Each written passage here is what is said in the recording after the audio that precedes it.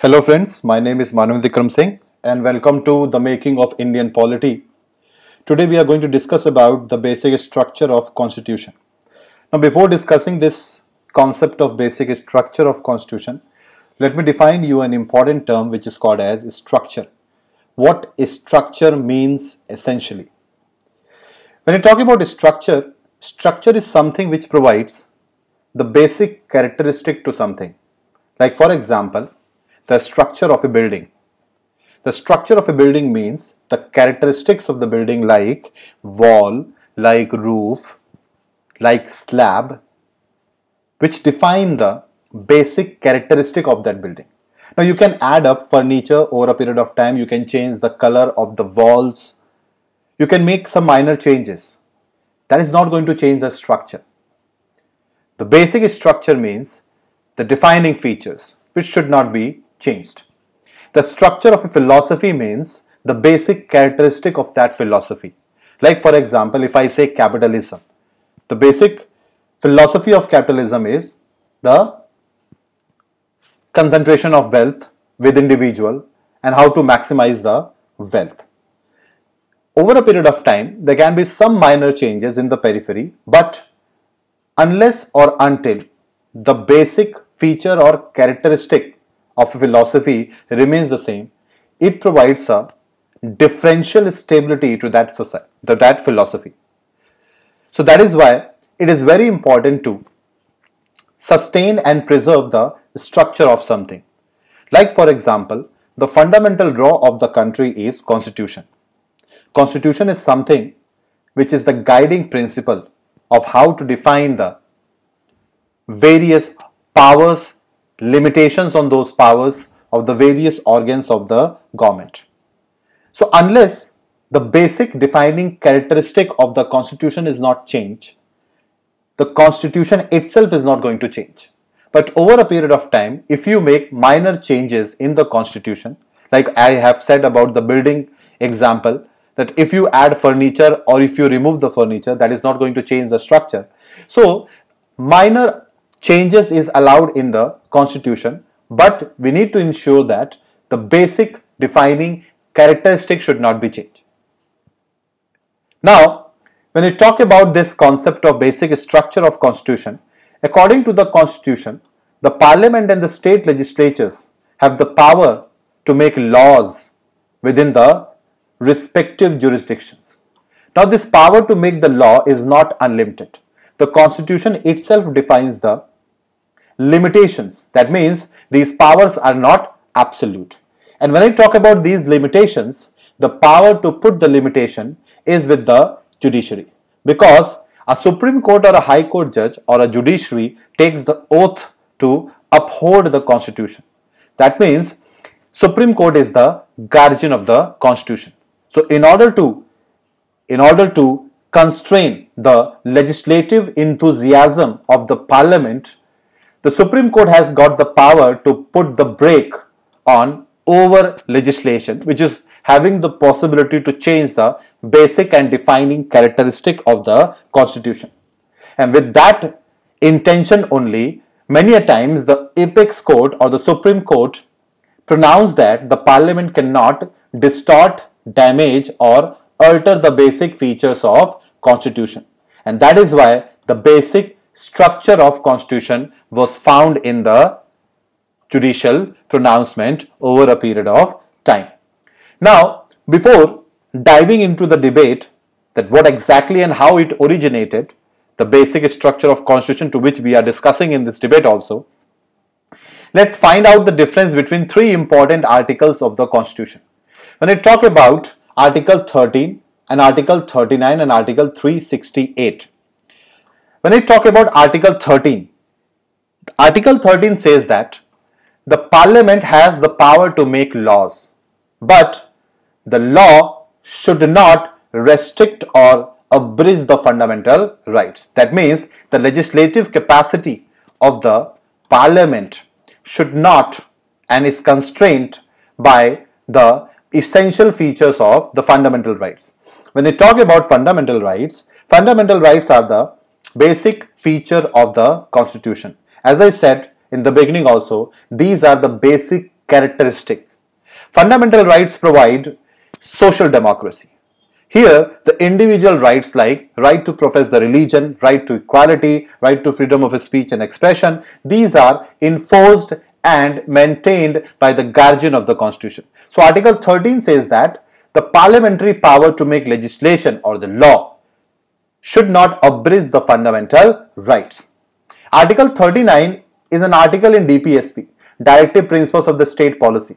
Article 39 says that the directive principle of the state policy or the principles or the guidelines for the state is equitable distribution of resources. When I talk about resource, one example is land. Say for example, land goes to only certain section of the population. If land goes to only certain section of population, as we have seen during the freedom struggle also, the zamindars will owe the maximum amount of land, which will create the inequality. That means what? Article 39 says that it is a directive to the state that they need to ensure the distribution of wealth is equitable so that the concentration of wealth is not in the hands of few. In this background only, DPSP has been added. So we can say that Article 39 is the breadth of DPSP. It is the defining features of DPSP. Article 368 talks about the amendment to the Constitution. Now here the important term to understand is the difference between amendment and law, because as I said that Article 13 talks about the limitations of law. Article 13 whether talks about the limitations of law or also the limitation of amendment, we are going to see in the debate in the coming point also. The point is, law is made under the provisions of Constitution. That means, for example, if I say that let's provide the reservation to the SC/ST or let's provide the reservation to women. Now, the Constitution Article 14, 15 talks about the social upliftment of the backward classes that supports the reservation also. That means law is made under the guidance of the Constitution. If a law has been made which goes against the Constitution, then certainly that law remains null and void, which also had been promoted by the Supreme Court, which is also called as a guardian of the Constitution. So the law should be made within the limited capacity so that the law does not challenge the basic principles of Constitution. Now, if my law challenges the basic principles of Constitution, say for example, fundamental right is also one basic principle of Constitution. So if I say that fundamental right is going to be abridged by a law, then I have two options. One, either delete the law, or the Supreme Court is going to define that law as null and void, or we can do one more thing, we can change the Constitution also, which comes under Article 368 of the Constitution. That means amendment power of the Parliament is about changing the provisions of the Constitution. So we are going to see the debate about these three articles because it has created a triangular debate between Article 13, 39 and 368. I will repeat it once more. Article 13 talks about the limitation on law. Article 368 talks about the power to amend the Constitution, and Article 39 talks about the responsibility of the state to ensure the equitable distribution of wealth. Now, let's move on to the debate how these three articles 13, 368 and 39 create the issues. First issue is the legislative capacity versus the amending capacity. Why I am raising this debate? Because the legislative capacity, that means the law-making power. Law means the laws, rules, regulations which is being made by the Parliament.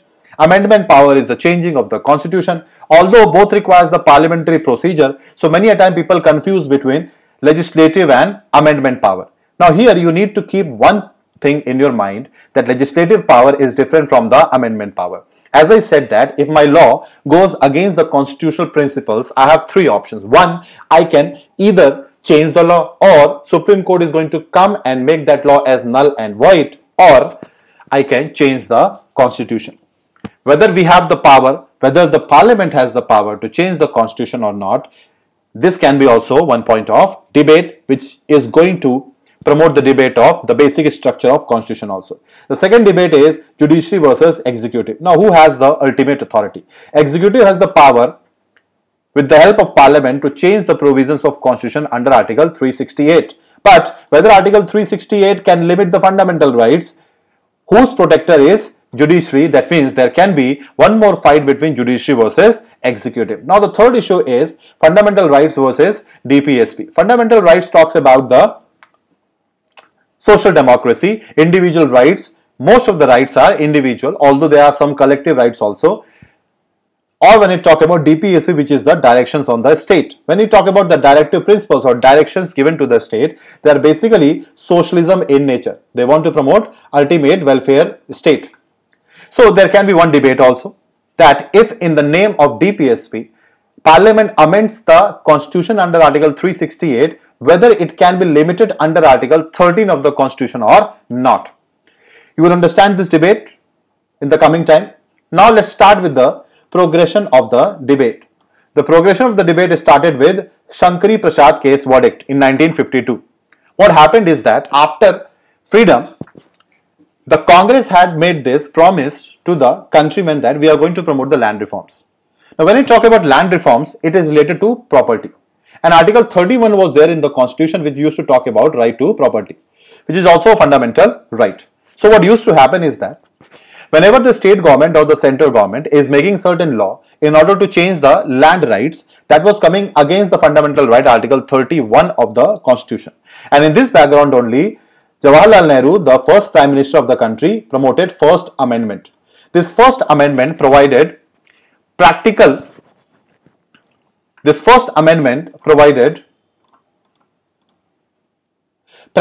immunity to all the laws made in the areas of land reforms.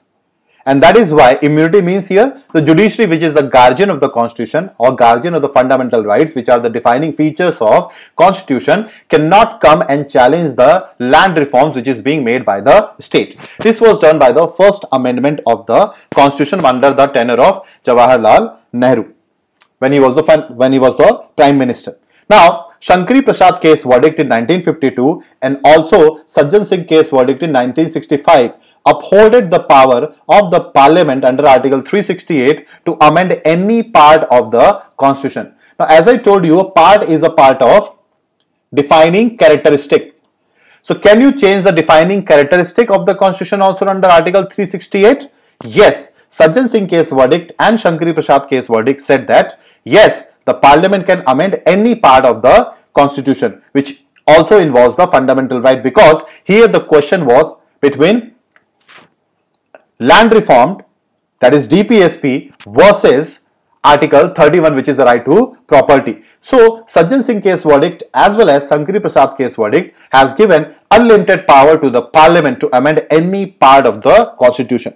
Now when you talk about the debate which was there in the judiciary, few judges had the dissenting note, which has given to the next case, which is very important, that is called as Golaknath case verdict in 1961. You need to know about the order of these verdict. First I have discussed about the Shankari Prasad, the second one is Sajjan Singh, the third one is Golaknath case verdict. In Golaknath case verdict, the Parliament, according to the verdict, the Parliament is not empowered to amend Article Part 3 of the Constitution, which is called as fundamental right. That means the Golaknath case verdict overturned the verdict of the previous Supreme Courts. This was a 11-judge verdict and verdict was 6:5. That means 6 were in favor of the verdict and 5 were against this verdict. Now the important point here is, as Sajjan Singh and Shankari Prasad case verdict said that the Parliament can amend any part of the Constitution, Golaknath said that no, the Parliament cannot amend the fundamental rights. That means the land reforms which are made by the Parliament, they cannot be supported against the fundamental rights, and right to property is going to be enforced. Golaknath case verdict also said that fundamental rights are of transcendental status. That means they do not belong to this world. And if you want to change the fundamental rights, you need to set up a new constituent assembly. Now, what is the role of a constituent assembly?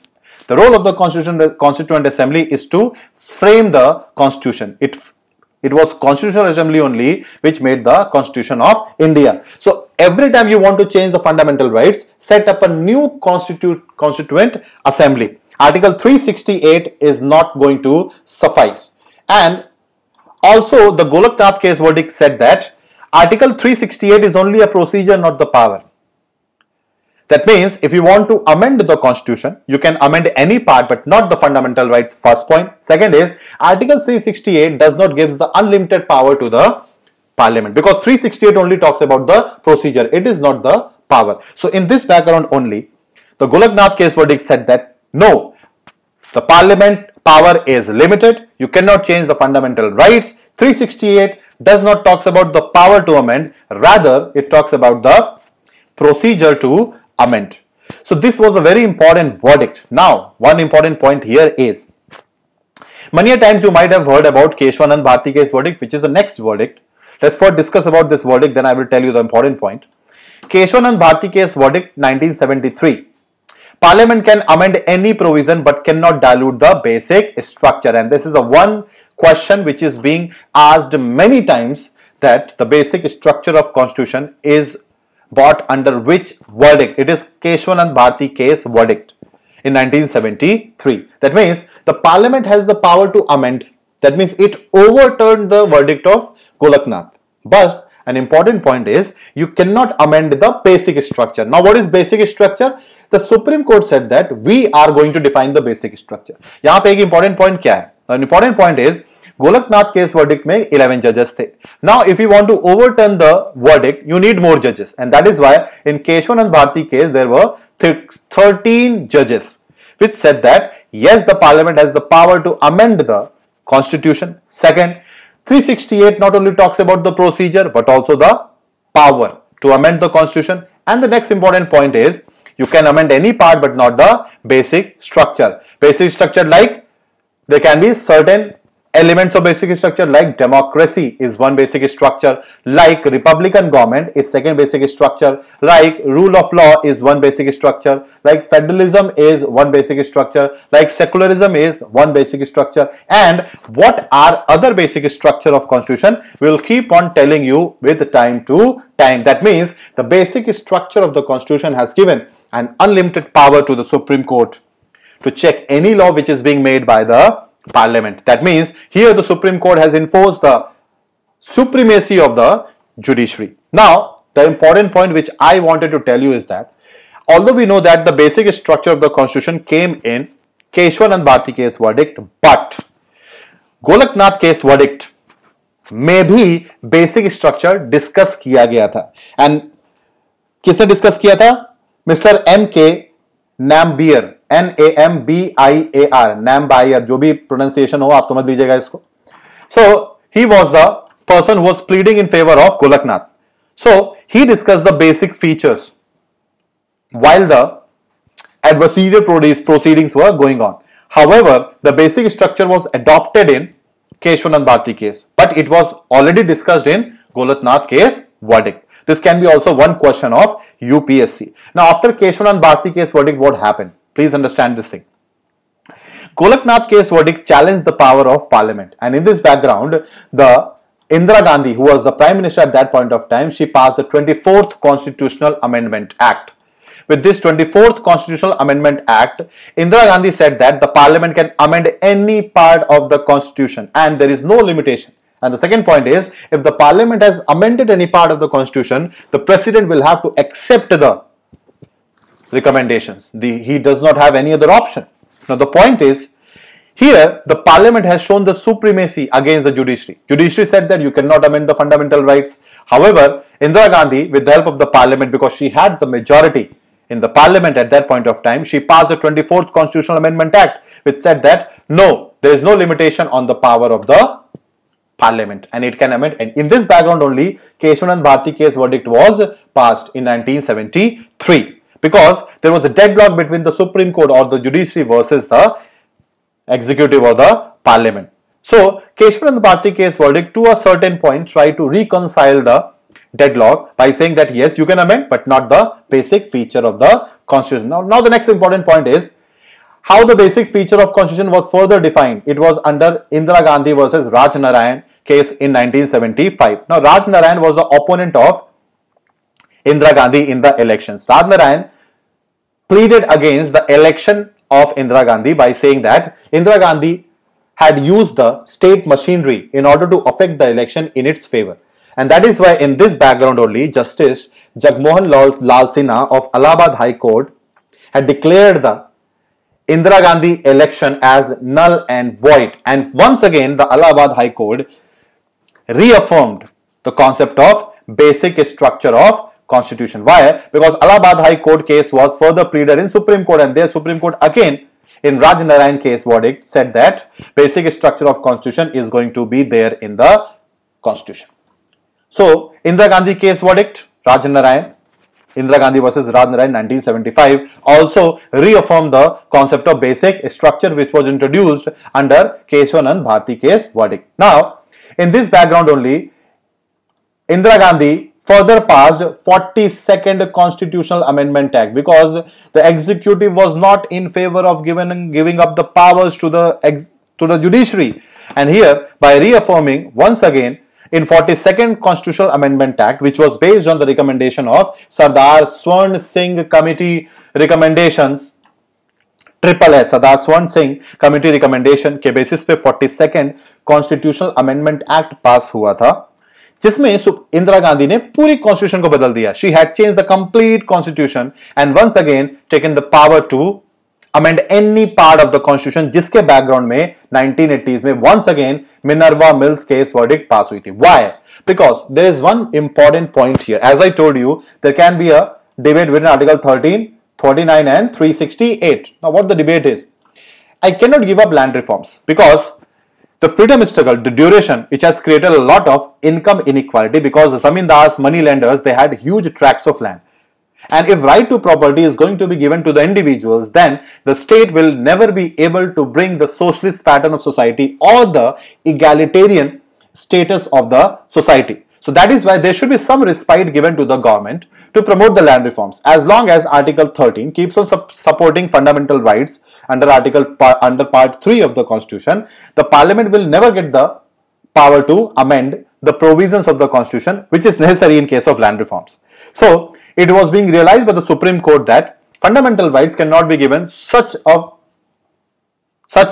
prominence, and that is why the Supreme Court said that judicial review is the basic feature. That means judiciary has the power to review anything. If 42nd Constitution or First Amendment Act, everything, whatever you are passing, whatever power you take, don't say that Supreme Court do not have power to review that law, rules, regulations or amendment. First, judicial review cannot be challenged in any situation. You will have to ensure the supremacy of the judiciary because Supreme Court is the guardian of the Constitution. So judicial review to rahega. But now, as long as the questions of fundamental rights are concerned, fundamental rights और DPSP दोनों में हम balance बना के रख सकते हैं. Why Supreme Court has taken this stand? Because it is an intellectual debate also.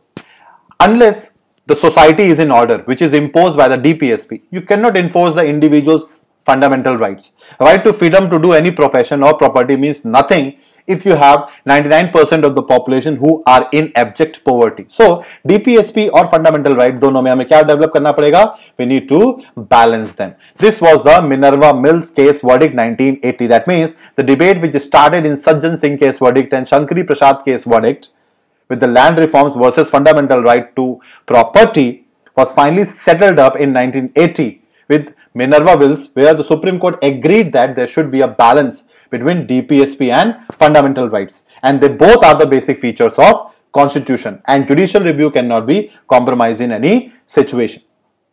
Now after that, slowly as I told you, basic feature के elements आते गए. Kyoto Hologan versus Jachilu case, it is related to anti-defection law. It's a very important verdict, anti-defection law, which was passed with 52nd Constitutional Amendment Act and added 10th schedule in the Constitution, which talks about the defection and disqualification of the members if they do not follow the orders of the political party. So in Kyoto Hologan case verdict, the Supreme Court said that free and fair elections are the basic features of Constitution. Again, basic feature has been enriched. Then after that, Indra Sone case verdict, which is related to the reservation of other backward classes in employment, which was promoted after VP Singh government enforced the recommendations of Mandal Singh Commission, Mandal Commission report, which talked about the reservation given to the OBC. In this background, Indra Sonhe case verdict was there in 1992, and this talked about rule of law. Rule of law is again the basic feature. That means, see how slowly the basic feature of the constitution is getting enriched. And in SR Bommai case verdict, which is again very important verdict, federal structure of the constitution. SR Bommai case verdict was in the background of Babri Masjid demolition, and here it was said that secularism is the basic feature of constitution, federal structure, unity, integrity, socialism, social justice, judicial review, these all are the basic features of constitution. That means slowly basic feature of the constitution is getting enriched and enriched. And finally in 2014, National Judicial Appointment Commission report, where the judiciary had got the power to appoint the judges. Here again, the National Judicial Appointment Commission had been declared as null and void because the Supreme Court said that separation of power is the basic feature of constitution and we cannot allow the legislative to decide in the appointment of the judiciary. So, as we have seen that how basic feature of the constitution is getting enriched over a period of time. Now, an important point of discussion today is, please understand this thing. Every time I make a video, I give certain questions to you. I hope you might be looking for those questions. Those questions are absolutely new. And you should have the responsibility to at least solve that question. And I would be very happy if you're going to write the answer of the question in the comment box. This is a request because it gives me a satisfaction that if I'm working hard, you are also participating. That's smart. That's nothing more than that. Now, as I said that, the question of the day with the basis of the discussion that we have done, a very important question. इसका answer आपको comment box में लिखना है. With reference to the basic structure of constitution, which of the following statements is correct or true? First, the concept of basic structure was discussed in Golaknath case verdict. Second, basic structure is a limitation on the legislative as well as constitutional amendment power of the parliament. Third, secularism and rule of law are the basic structure of constitution. Fourth, under the doctrine of basic structure, the Constitution of India cannot be changed under any amending capacity of the parliament. Fifth, only Supreme Court has the power to define the features of constitution, basic features of the constitution. Sixth, the constitutional amendment power. The constitutional amendment power is also the basic feature of constitution. Seventh, the parameter to test the basic structure is judicial review, which is also the basic structure of constitution. Eighth, the basic structure of constitution gives the protection to only fundamental rights, which are essential features of constitution. And ninth, rule of law and secularism are the part of basic feature of constitution. आपको बताना है इन 9 statements में कौन सा correct है, कौन सा wrong है. Now the main question, which is a very good question, which you should keep in mind, critically discuss that what would have been the constitutional governance of the country if basic doctrine was not imposed by judiciary, and also evaluate about the workability of the basic structure in post Keshavananda Bharati case verdict. Question मतलब यहां पे यह है, अगर basic structure doctrine supreme court लेकर नहीं आता तो आज कॉन्स्टिट्यूशनल गवर्नेंस कैसा होता. And you also need to evaluate that how basic structure has performed after Keshavananda Bharati case verdict. That means इसको आपको evaluate करना है कि कितना इसकी workability valid है या नहीं है, कि कितने अच्छे से इसने सोसाइटी को मैनेज किया है after it had been imposed. Now that's all for the debate. Thank you so much for watching this video. I hope you might have learned certain point. I would be expecting your response in the comment box. We'll meet you again with the next topic. Thank you so much. This is Manav Vikram Singh, Faculty of Economics and Current Affairs. Thank you so much. We'll meet again.